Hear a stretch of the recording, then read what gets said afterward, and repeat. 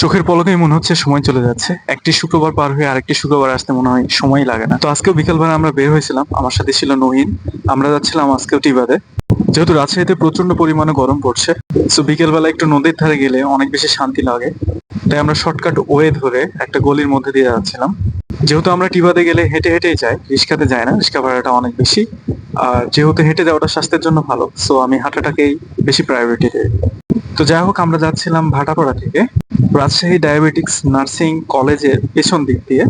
তো Rajshahi diabetics nursing কলেজের পেছন পারে যে পুকুরটা আছে, এই জায়গাটা খুবই চমৎকার একটা জায়গা। মানে ভিউটা অসাধারণ লাগে। আপনি যদি হঠাৎ করে এই জায়গাতে যান তাহলে আপনার চোখ একদম আটকে যাবে এর সৌন্দর্যটা দেখে। যদিও পুকুরটার পানি খুব নোংরা ছিল, যদি পরিষ্কার থাকতো আরো বেশি ভালো হতো এবং মানুষ গোসলও করতে পারতো। তো যাই হোক, আমরা এর পাশ দিয়ে রাজপাড়া থানার সামনে দিয়ে যাচ্ছিলাম রাজশাহী টি বাদের উদ্দেশ্যে। তো ফাইনালি আমরা চলে আসি রাজশাহী টি বাদে, আর এখানে এসে দেখি একটা প্রোগ্রাম হচ্ছে। প্রোগ্রামটা ছিল লাইভ বয় ফ্যান ফেস্ট, অর্থাৎ লাইভ বয় কোম্পানির পক্ষ থেকে এখানে বিভিন্ন ধরনের ইভেন্টের আয়োজন করা হয়। 100 টাকার টিকিটের বিনিময়ে আপনি বিভিন্ন ধরনের খেলা খেলতে পারবেন, এবং এই খেলাতে যদি উইনার হন তাহলে আপনার জন্য থাকবে বিশেষ ধরনের কিছু গিফট। গিফটের মধ্যে যেমন ছিল জার্সি, লাইভ বয় সাবান, তারপরে হ্যান্ড ওয়াশ, এছাড়াও বিভিন্ন ধরনের গিফটের ব্যবস্থা ছিল এখানে। তো হঠাৎ করে সেখানে গিয়ে দেখি এরকম একটা প্রোগ্রাম, দেখে খুবই ভালো লাগে। শুক্রবারে এমনি অনেক মানুষের সমাগম হয়, আর এই মেলার জন্য মনে হচ্ছে আরো বেশি মানুষ এখানে চলে আসছে।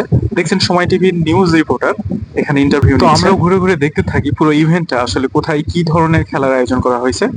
তো এখানে নানান বয়সী মানুষজন আসে। এখানে দেখতে পাচ্ছেন, এখানে আপনারা চাইলে চুলটাকে লাগিয়ে ট্রায়াল দিয়ে অর্থাৎ ছবি তুলতে পারবেন। তো অনেকেই হচ্ছে যে এই কাজটা করছে এখানে এসে।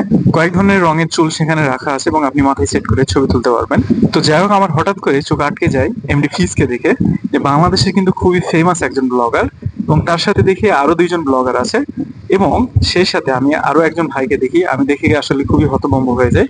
হঠাৎ করে আসলে তাদেরকে দেখাটা খুবই সৌভাগ্যের বিষয় বলে মনে করি। এমডি ফিজ সম্পর্কে বলার কিছুই নাই, আপনারা অলরেডি হয়তো তার ব্লগ দেখেছেন। সে বাংলাদেশ, ইন্ডিয়া, পাকিস্তান, মালদ্বীপ সহ বিভিন্ন দেশে কিন্তু ঘুরে বেড়ায় এবং খুব সুন্দর করে স্টোরি টেলিং করে, অর্থাৎ ব্লগের মাধ্যমে গল্পগুলো তুলে ধরে খুব চমৎকার ভাবে উপস্থাপন করে। তাকে আমার খুব বেশি ভালো লাগে। তার সাথে যেভাবে হঠাৎ করে দেখা হয়ে যাবে সেটা আসলে ভাবিনি। তো যাই হোক, তার সাথে দেখা হওয়ার পরে আমরা তার সাথে কয়েকটা ছবি তুলি। তারপর ফিজ ভাই তার নিজের মতো করে ভিডিও বানাচ্ছিল, যেহেতু সে ব্লগার, সো এখানে ব্লগ করতে আসছিল। জানি না তিনি স্পন্সরের মাধ্যমে আসছিলেন নাকি এখানে ঘুরতে এসে হঠাৎ করে দেখছেন যে এরকম একটা প্রোগ্রামের আয়োজন করা হয়। তো যাই হোক, তার সাথে কথা বলে খুবই ভালো লাগে।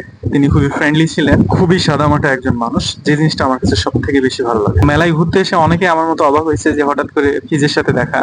আসলে সে তো ম্যাক্সিমাম টাইম কিন্তু দেশের বাইরে থাকে, এবং সুন্দর সুন্দর দেশগুলার যে জায়গাগুলা সব থেকে বেশি সুন্দর সে জায়গাগুলো আমাদেরকে ঘুরে ঘুরে দেখায়। আর তার সাথে আজকে সরাসরি রাজশাহী টিভিতে দেখা, এটা আসলেই খুবই চমকপ্রদ একটা বিষয়। তারপরে তার একটা লিটল ফ্যান তার সাথে ছবি তোলার জন্য দাঁড়ায়, এবং সে পিচ্চির আম্মু এবং বাবা তারা দুইজনই কিন্তু এমডি ফিজের ভিডিও গুলো দেখে, তারা বলছিল, এবং তারাও কিন্তু ব্লগ বানাচ্ছিল। সে সাথে অনেস্ট টিভি বয় সাকিব, তার সাথেও দেখা হয়।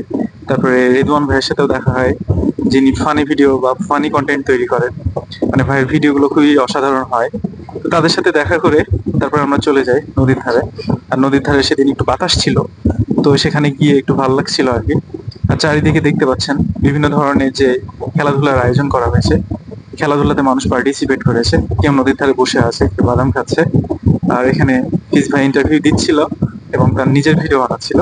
তো সব মিলিয়ে একটা খুবই সুন্দর, আমরা খুবই সুন্দর একটা সময় স্পেন্ড করি সেখানে। আর হঠাৎ করে যে তাদের সাথে দেখা হয়ে যাবে, খুব ভালো একটা টাইম স্পেন্ড করব, এটা আসলে কল্পনাও করা যায়নি।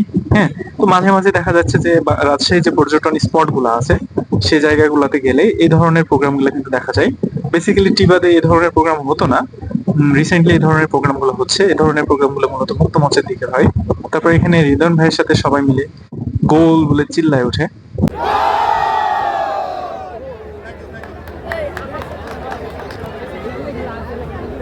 যাই হোক, তারা যে স্লোগানটা দিচ্ছিল এটা মূলত লাইভ বয় মেইন পেজের জন্য ভিডিও মেকিং করছিল তারা।